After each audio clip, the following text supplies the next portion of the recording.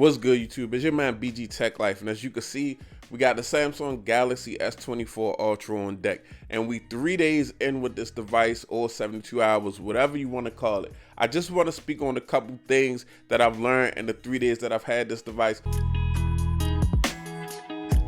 Okay, first and foremost, guys, there's a lot of things that I already know about this device coming from other devices like the S23 Ultra and multiple Samsung devices.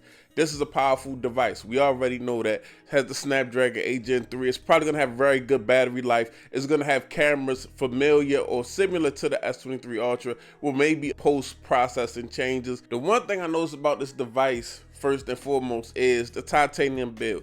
Now, I think the titanium build looks really good aesthetically, but if titanium is costing users more money, I feel like titanium may be a waste, because for the simple fact, the S23 Ultra and the S24 Ultra are like 1 gram apart. One device weighs like 232 grams, I believe, the S24 Ultra, and the S23 Ultra is 233 grams. So what was the use of the titanium? You know, the finish looks good, but if it's gonna cost more money, if it's not gonna make this device weigh less, what was the use of that? There was no weight reduction in the S24 Ultra. Another thing I've noticed that people spoke about when it comes to this S24 Ultra device, and I've noticed the difference.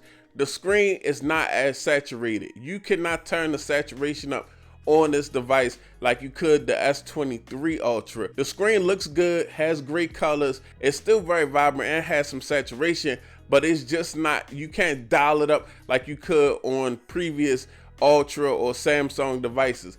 And that's because of the anti-glare coating. Now, for me, I think this screen is better than the S23 Ultra because it's more balanced. In so many different lights and so many different situations, this screen remains the same. This screen looks amazing at any angle or at any use. It just is more consistent at looking good than other screens from Samsung. I really like what they did with the anti-glare. Like, as I'm recording this video, it's a light that I normally would see on a display of my device, or my S23 Ultra or other Samsung devices. But right now, I do not see that light. This is a new wave, something that everybody else is gonna have to do to their smartphones. Also, I'm starting to believe in AI, guys.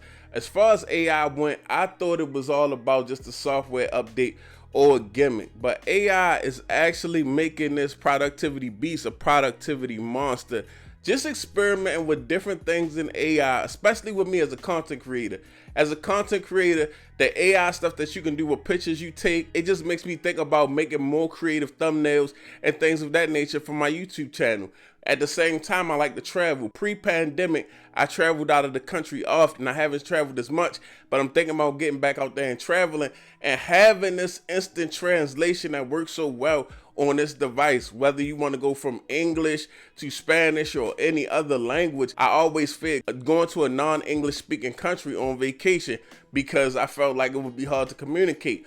But with a tool like this, it makes it just that much easier, or it gives me just that much confidence to know if I go somewhere, I'm going to be able to communicate with people and get what I need done, or be able to get where I'm trying to go. I'm always taking notes or voice recordings or reminders, trying to remind myself to do certain things, or just trying to get more organized. And when it comes to summarizing or transcribing a voice recording that I did, I mean, it's taking me from basic to professional with ease. But these are just things that I'm noticing early on, guys. Now, we're really gonna get in the camera, we're gonna get in the battery, we're gonna get in the performance, and I believe I already kind of know what's there, for the simple fact that I'm a regular Samsung user, I'm a regular Snapdragon user.